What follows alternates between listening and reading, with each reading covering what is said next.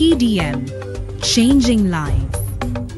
Tukulamusizaako omuliza waffe omulungi yenna yeekuumidde ku Royal FM nga programu yaffe yatuuse dda programu Uganda eyogera era nga tuzina omulamwa gwaffe olunaku olwaleero ku ssente eza PDM nga twebuuza ssente zino ziyambe zitya omuntu wa wansi. Nyongera okujjukiza nti olunaku olwaleero Obuganda bulina ameefuga era nga bugendera ddala mu maaso ate nga olunaku olw'enkya Uganda yattu ng'eggwanga egenda kubanga ejaguza ameefuga gaayo. Ku mulamwa gwaffe gwennyini gwe twagiddeko ssente zino ez'emyoga oba zite eza PDM. Ssente zino zivira ddala mu kitongole ekya finance oba ekitongole ky'ebyenfuna ekikwasaganya eggwanga era nga kigambibwa nti ziyamba muntu wa wansi. Ziyina abantu abalina okuzifuna n'abatalina kuzifuna ng'abakyala bano bagenda okuba nga batunnyonnyola ensonga ezo. Omuweerezaawo nze Frank Mawejje eddoboozi ly'owulira era nga nze muteesiteesi wa puroguramu eno. Ate nga mu studio saayise nzekka olunaku olwaleero nayiseeko n'abakyala nga balina endowooza ku mulamwa gwaffe nga eruuyi luno tulina omukyala Nakanwa Jimai era ngono yenna abakyala Weerukaya Kalongo mu Buddu n'addirirwa omukyala Naabaweesireira ono yatulira ddala kakiiko k'eggombolola e Masaka ate nga kuliko n'omukyala Amina Nassozi ng'ono omuyizi ku ssettendekero ya Kabaka Muteesa I ya Pastoral University. Bagenda babatubuuzaako. Sebo neyanziza omukubiriza wa programu eno era nga nze erinnya nze Nakanwa Jimai nga nze akulira abakyala mu kitundu nga nze n'abakyala mu kitundu ky'Erukaya.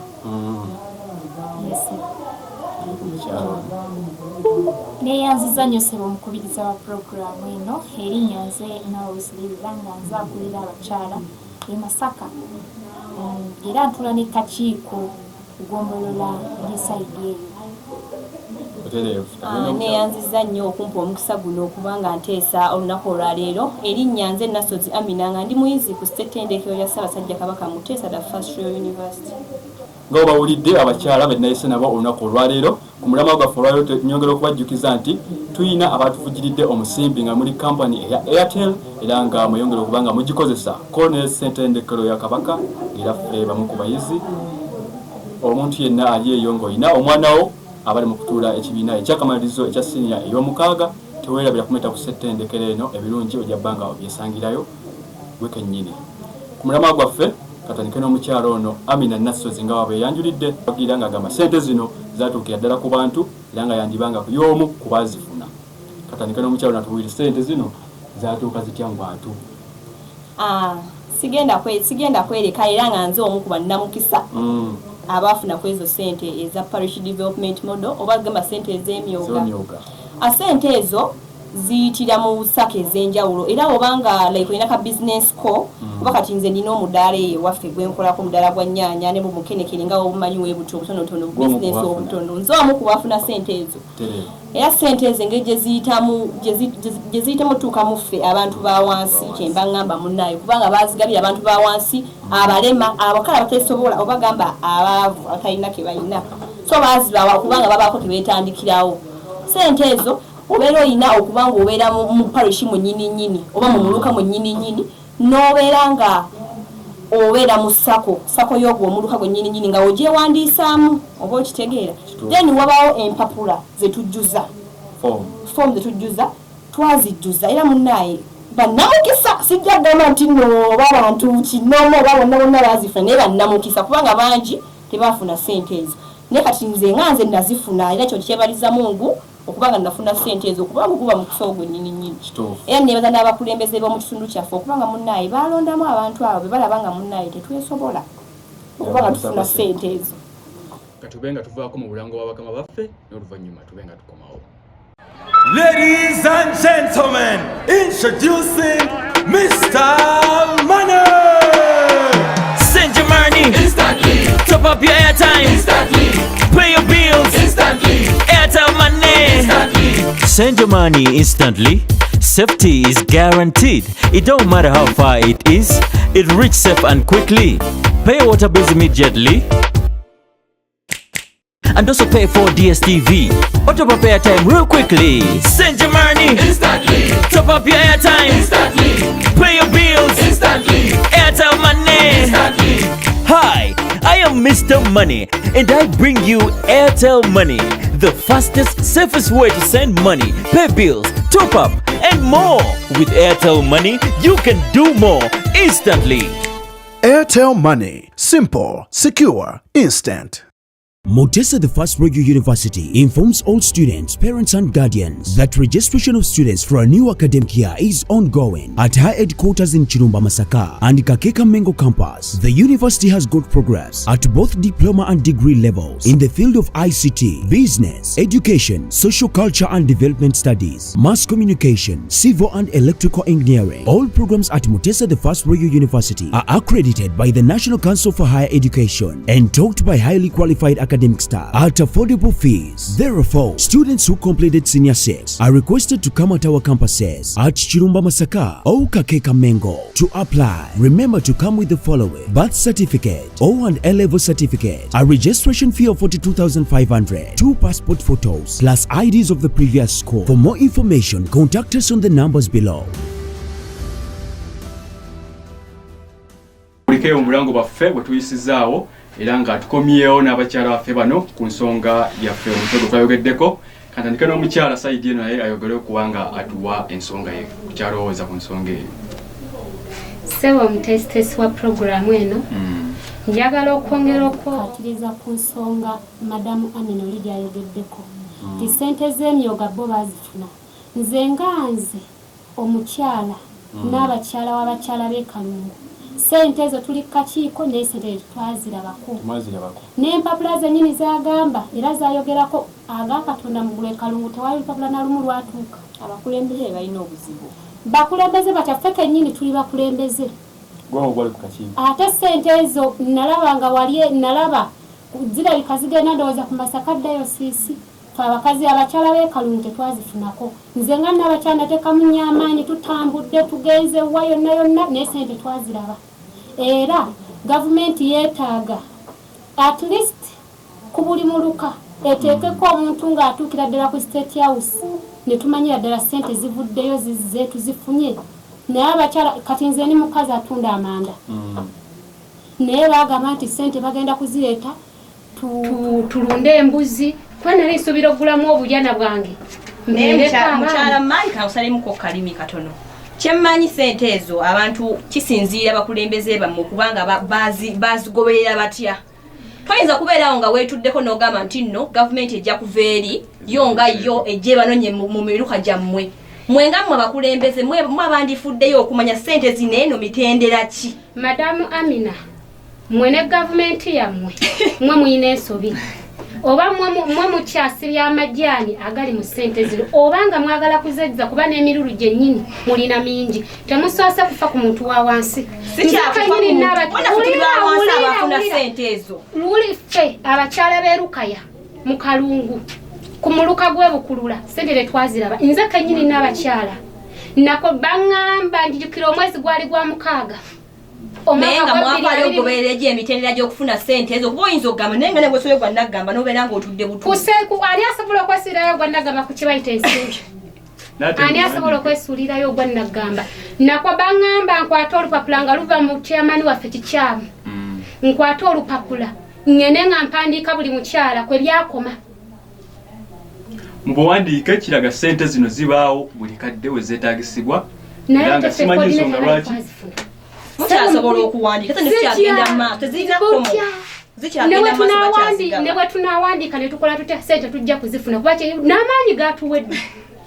Ebiyumba twabizimba eby'enkoko ebyumba tubizimbye eby'embizzi tetulaba ku ssente kyakyo twagula dda naye Kalungu tetulaba ku ssente era muddeeyo mmwe mutuukirire abakulu tutumye mmwe mugende mubatuukirire mubagambe. Nze sijja kuwayiza gavumenti ya Uganda eno kubanga ffe ssente twazifuna. Omuluko ogwaffe ssente twafuna bangi baafuna ssente. Sijja gamba muno kirimu obusoseze kirimu sayidi sijja kyogera nze njogera ku sayidi yaffe ngaffe nkuba luuyi lwaffe so si lwammwe kati mwenga mmwe n'abagundi bammwe abakulembeze bammwe mwe abalina okwekwatakwata mumanye munnaye ssente ezo tuzifunye tutya. Ekisookera ddala Madamu Amina kyemutafunyeemu ffe kyetutabafunyeemu ffe nga bannakalungu ekisooka mweyagaliza. Ekyokubiri temufuddeyo kumanya muntu wa wansi abagaba ssente zino singa kyemusabye mu kusooka neŋŋamba nti singa gavumenti yakola bwe tinagamba nti mu buli muluka tuteekemu omukulu ava eri ew'omukulu ku kitebe kyennyini bajje nga batuteekamu abakulu mwe bali naye sente zituuka gye zitatutuuka kyeyamaani waffe kikyamu ow'erukaya tetwalaba ku ssente ulidde endowooza z'omukyalo ono kola omukyalo ono kambe nga mbawa omukyalo ono yababuulire engeri esente zino ezimutuuseeko oba yazifuna oba tazifunanga. Mama ensonga ezizogerako ki? Neeyanzizza nnyo omukubiriza wa pulogulaamu eno era nga ku mulamwa nti ssente zino ez'emyoga zetukoze eki zitugasizza tutya mu kitundu kyaffe. Nze nganze obutawukanako ne mukyala Maayi ssente mu kitundu kyaffe zino ze mwogerako tetuzirabye. Ssente z'emyoga ewaffe tezaatuuka naye nze ndowooza ssente zino zandibanga zijje engeri gye ziri nti mu bitundu ebimu zituuka zandibanga ssente zino zivaayo waggulu mu bakulu naye abali mu bitundu byaffe abakulembeze bali okubuzabuza ssente nokulu pulezidenti w'eggwanga lino yatugamba ssente zino zijja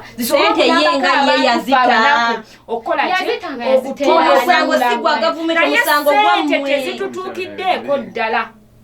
Sente abantu abazivunaanyizibwako tebazituwadde kola mirimo gye zaakola. Twazimba ebiyumba bifudde mu Masaka, tuzimbye ebyumba tukuze Chachu tumutaddewo tuyisa abantu tutambuze ebipapula office ku office fayiro ku fayiro tetufunye ku sente ya myoga wabula okutubbiramu obubbizi leta ya 3 nkuyiseewo leta ya 2 fayiro eyo ngikoleko nakati mukulu president nkukubira omulanga abantu bowadde sente z'emyoga tebatuwadde sente.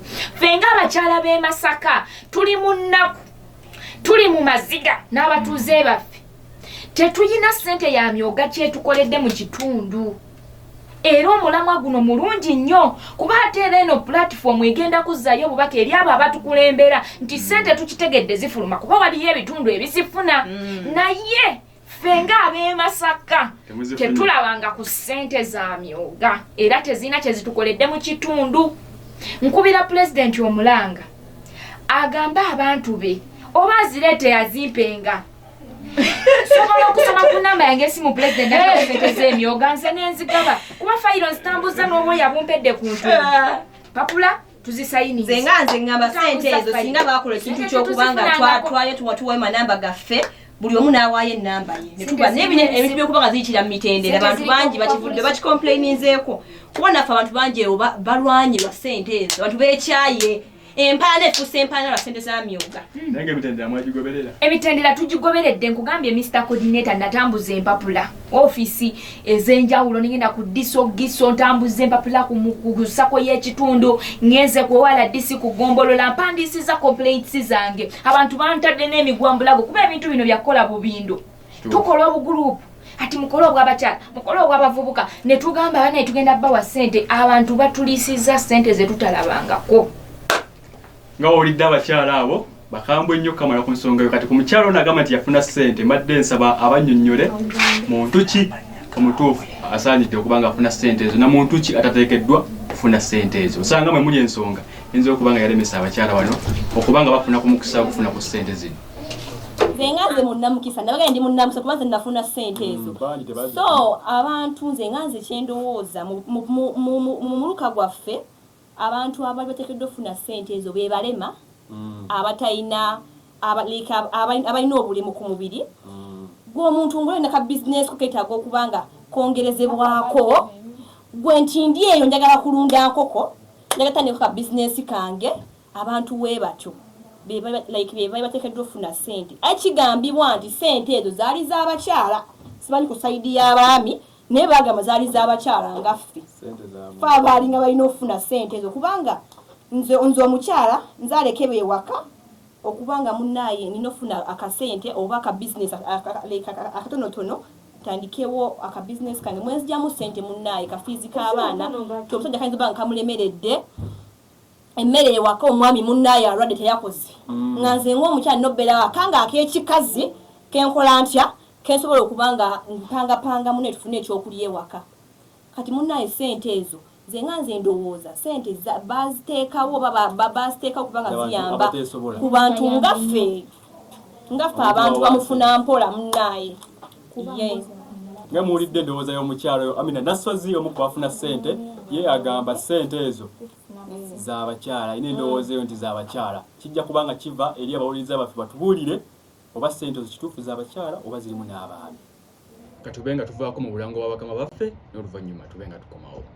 Mutesa the First Royal University informs all students, parents and guardians that registration of students for a new academic year is ongoing at her headquarters in Chirumba Masaka and Kakeka Mengo campus. The university has got progress at both diploma and degree levels in the field of ICT, business, education, social culture and development studies, mass communication, civil and electrical engineering. All programs at Mutesa the First Royal University are accredited by the National Council for Higher Education and taught by highly qualified academic staff at affordable fees. Therefore, students who completed Senior 6 are requested to come at our campuses at Chirumba Masaka or Kakeka Mengo to apply. Remember to come with the following: birth certificate or an A-level certificate, a registration fee of 42,500, 2 passport photos plus IDs of the previous school. For more information, contact us on the numbers below. Mukulikeyo mu kuwummula kwe tuvuddemu katube nga tufuna amasimu okuvira ddala eri abawuliriza baffe batubuulire ku ndowooza yaabwe ku mulamwa gwaffe guno. Hello. Jebaleko mwami mawejje. Kale nnyabo nawe gyebale nnyabo. Ubale kuweereza ggwanga. Nawe okuwuliriza maama. N'abateesa abo tubeeyazizza nnyo abakyala abo beebalire ddala. Butereevu. Nnyabo. Tweyanziza omulamu ogwo kubanga gutukwatirako ddala naddala ffe abantu b'owansi. Sente mwazifuna maama. Okusookera ddala ngenda kusooka neebaza gavumenti okuyamba abaterawo pulogulaamu. Nkusazeemu ekirimi nsobola kumanya njogerako na mukyala kyono era amannya go gatuwe nnyabo. Amannya gange Nakasiita Jessica. Ennyabo. Kati neebaza gavumenti olw'okuteekawo emiramu egyo n'omwagaanya ogwo nti abantu bawansi tufune kasente. Wabula neemulugunya abakulembeze abeesuulirayo ogwannagamba okufaayo ku nsonga eziruma omuntu w'owansi batya. Gavumenti etuwa akasente ako okutuyambako kubanga bw'okaleeta gavumenti egamba mukafuna ne mwekulaakulanya ne mmala ne mukazaayo akasente tekufuna kabwereere. Kituufu. Kubeera tuwa n'omusolo wabula obaleeta sente ezo ne zikoma mu kkubo ne zitatuuka kituyisiza ddala bubi. Gavumenti tuwadde tusaba etuyambe etukwateko ffe ng'abantu bawansi. Mwami Museveni bwe batasobola kugoba bamaama bali enguzi mu zi ofiisi atuyamba ajja ku gurawundi tuli bubiri.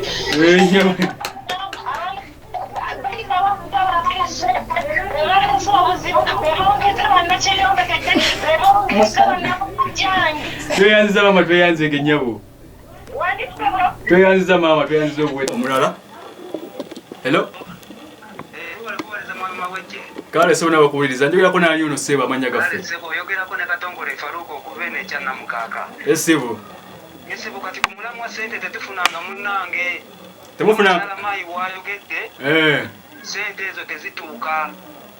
Nze ni musajja mulunzi wante naye ntambudde n'obuuya bunzigwedde ku ntumbwe sifunanga kasente tewali we sitatuuse. Tofunanga kasente. Nfundikira ngamba ssente ezo baziteeke ku mwaliro oba baziteeke wa chairman sobole naffe okubaako kye tukolawo. Kale ssebo enteesa yo tugyagadde ssebo. Kale ssebo webale kuweereza. Nawe okuwuliriza ssebo. Kale ssebo. Ngemuwulidde abawuliriza baffe mu busungu obungi era nga sayidi esinze egamba ssente zino tezaafunibwa. Era nga twogera okukubiza gavumenti owulire omulamba programu yaffe eno ennungi kangende nga mpita mu bantu bange bano batuwe akasembayo kaabwe ku nsonga yaffe eno. Katondeka n'omukyalo ono. Neyanza nnyo mukulu mawejje. Nze mmaliriza ngamba munnaye abataafuna ssente ezo. Kaseera katono. Wunzika. Abataafuna ssente ezo munnaye nze nabagambye ekintu kya mikisa naye nga mwerwaneko. Totula wansi ogambe nti nno nja kutuula oba munnaye omukulu wa gavumenti ava eri ansangaawo oba munnaye bachairman b'ekitundu ava eri ansange ku nnyumba yange ntudde kazigo kange nninze ssente za parish development mero zintuukeko. Werwaneko. Genda wetambulire gendako mu ssako zammwe onoonyeeko totuula. Kale mama katugale n'omukyalo ono atubulire akasembayo ke nga ye atufundafunda n'obudde. Sebo mutesi wa programu eno nga afundikira. Njagala okubira gavumenti ya Uganda omulanga eve yerondoole abakulu abo bebawa ssente abasinga tetwazifuna era tetwaziraba.